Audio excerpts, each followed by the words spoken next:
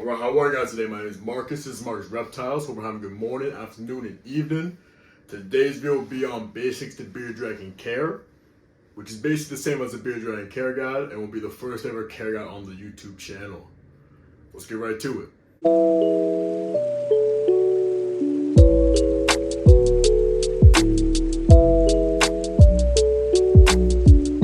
little bit of context, I've had beard dragons now for about 7 months. This is Crystal. She's my female beard dragon. I got her in December of 2022, and she's my first ever reptile as well. And then I have a second beard dragon named Prince. I got him about a month and a half to 2 months ago, and having those has been amazing. I do suggest it if you want to get a reptile. They're amazing reptiles to have. Do I suggest them for a first-time reptile owner? I was first-time reptile owner, and I would say I suggest them, but there's been lots of videos about they're not the best first pet, first reptile to own. And I definitely do agree with some of their points, but that could be a different video. But they're amazing. They need to chill out on you. They're not that aggressive. They need daily care, so daily feeding, or you can do 5 out of 7 days a week. But overall, they're amazing reptiles, and I'm happy that I have them. They're awesome. Just chill out. But yeah, let's start talking about the care end of it. Okay, so before we start talking about humidity, temperature, enclosure size, and all that, let's talk about what is a beard dragon. So if you don't know what a beard dragon looks like, this is what they look like if you find them in the wild. Well, they're all kind of some different morphs, but this is a central beard dragon if you found one in the wild, or if you found one in a pet store. This is Crystal, like I said before, she's a central beard dragon. But a beard dragon is a semi-arboreal native lizard to Australia. You'll most likely find them in a tree chilling, or you'll find them on the ground on the rocks just basking in the sun. They get around 15 to 20 inches long. The males will most likely be longer and bigger. And they live around 10 to 15 years on average, but they can live longer with proper care. But that's really it about beard dragon. Now let's start talking about the actual care stuff. So the first topic will be enclosure size. So when they're a juvenile to when they're an adult. So I would say when you first get a beard dragon, they're probably around 1 to 3 months. You're one to 3 months old. I would say from there you want to keep your beard dragon probably a 40 gallon. I think 40 gallons is perfect for a juvenile beard dragon. But beard dragons go quickly. They take around a year to a year and a half to get full grown. So you will most likely have to upgrade their enclosure in the first year of having them. And I would say when they're around 6 to 8 months, if they're 6 to 8 months, I'll probably see more around 8 months. They're going to be full grown in probably the next 6 to 4 months. So I'm going to say a perfect size for a full grown beard dragon, in my opinion, is definitely a 120 gallon enclosure. I feel like the 120 gallon enclosure gives them the space they need. You can do so much inside their enclosure. Put sticks, basking, climbing options, rocks, cork bark. You have so many options for them. And just the 120 is just the perfect size for a fully grown beard dragon once they reach that point. Alright, next we'll be talking about substrate. So I would say when it comes to substrate, there's many options. There's paper towel, there's loose substrate, and there's tile. So right now I have my dragons on tile. That's what I'm using right now. But tile is great because it's easy to clean. It's good if they sharpen their nails when they're walking around. And it's just, I believe is really good substrate for beard dragons to have. I would say paper towel substrate is more for when they're a baby. I think when they're a baby, it's easy, just take it when they poo, just take it out and clean it. And it's good to have for them when they're young.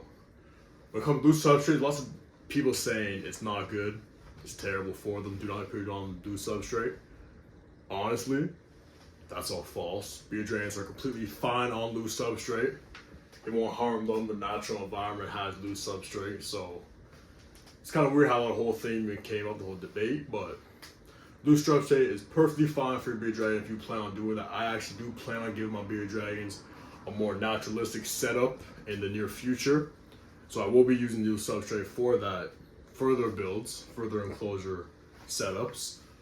But when it comes to substrate, I would say you want a mixture of eco-earth and organic place, and make sure it's organic. You don't want any pesticides or anything inside the sand that will harm your dragon. So eco-earth play sand, eco earth, make sure it's dry, mix with the play sand, lay it out on their enclosure, and that's a perfect example of a good loose substrate you can use for a bearded dragon.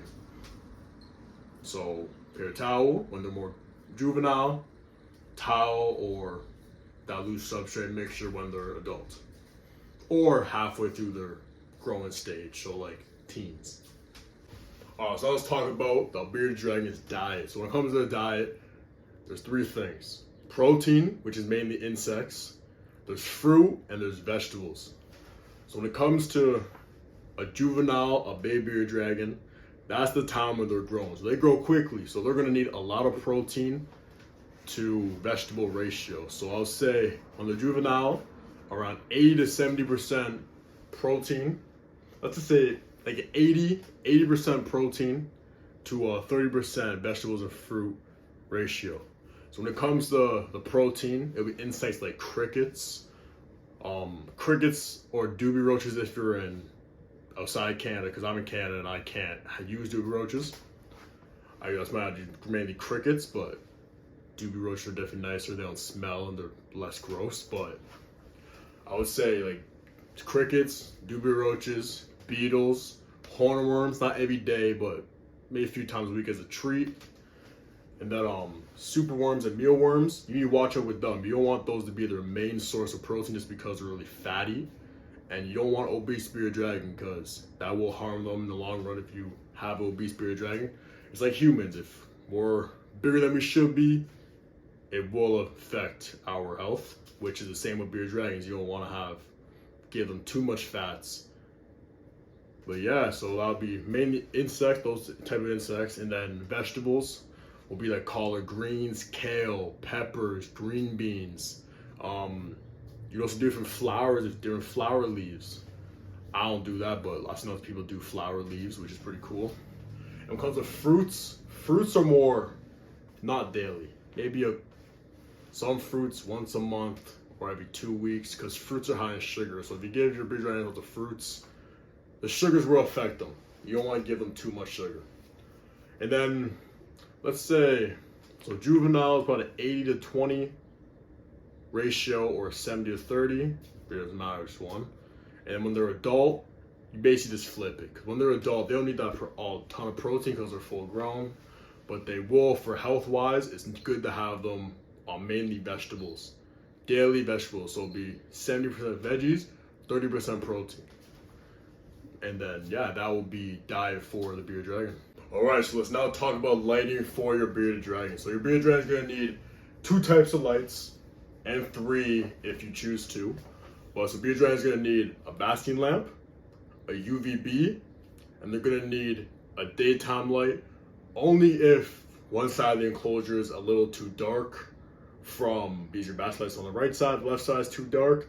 Add just a little light bulb that'll keep it brighter. But so the 2 mandatory lights are going to be the heat lamp and the UVB. So the heat lamp, you're gonna want the wattage to be around 100 to 150 watts, just to make sure that the hotspot stays at the temperature that it needs to be for your bearded dragon.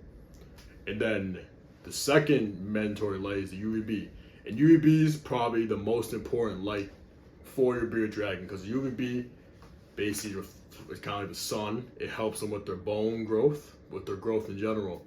Because if you've ever seen, you can search this up. It's a little bit. It was kind of sad, but if you ever searched up bearded dragon grown up with no UVB, they have bone deformities. They just do not look healthy. Their bones didn't grow in properly. They didn't grow up. Their bodies didn't grow how they should have. Because UVB is so important to a bearded dragon's life. And it makes them look good, and it keeps them from having those deformities. Got Prince with me. Put Crystal back. But yeah, that's on lighting for a bearded dragon. Alright, now let's talk about temperature and humidity. So when it comes to the temperature, you're going to want to have a cold side and a hot side. So the hot side, which is the basking side, will most likely you should want around 95 to 105. If it's like 110, that's perfectly fine. But you're on the hot side from 95, maybe 105. And then on the colder side, you're going to want between probably around 75 to 85 degrees Fahrenheit. And now with humidity in a beard dragon, beard dragons need low humidity, not high humidity, because that will lead to respiratory infection. And you don't want that with beard dragons, because any reptile respiratory infection will be a lot of money for surgery. It'll be a lot of money, and you do not want that vet bill. So humidity for beard dragon probably around 30% to 50%. But let's say it goes to like 55, 60. That's fine. People don't need to worry about that. That will not harm them. But I would say anything above 60, you might want to bring it down. If anything above 60 might be a little too much. Might want to keep it down. But 30 to 50% humidity should be perfectly fine for your beard dragon. And cold side 75 to 85, and hot side 95 to 105. 110 hot side is pretty fine as well. Alright, that will be it for beard dragon care, the basics of beard dragon care. And before I end this video, I want to say thank you so much for all support and love. I've hit 100 subscribers. It's crazy how fast we've been growing. My goal was 100 subscribers by the end of the year, and we're only halfway through the year, and we finally hit it. Amazing goal will be 1,000 by the end of the year, but it might be a little much. But if it happens, it happens. I'll still appreciate you guys so much. But hitting 100 subscribers is amazing. I really do appreciate it. And yeah, I hope you guys enjoyed that basics to beard dragon care. And I'll see you in my next video. Peace.